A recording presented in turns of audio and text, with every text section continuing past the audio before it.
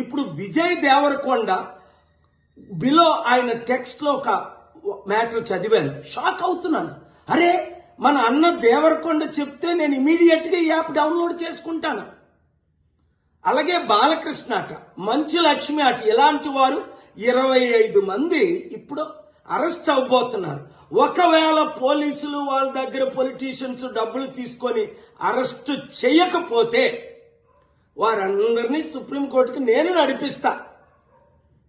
ప్రకాష్ రాజు లాగా మీరు కూడా తప్పయింది అని ఓపెన్ అపాలజీ చెప్పినంత వరకు, 2 మీరు సంపాదించిన డబ్బు ₹1 అయితే 1 కోటి, 10 కోట్లు అయితే 10 కోట్లు, 980 మంది ఆత్మహత్యలు చేసుకున్నారు. అంటే వారిని మీరు నరహత్య చేశారు.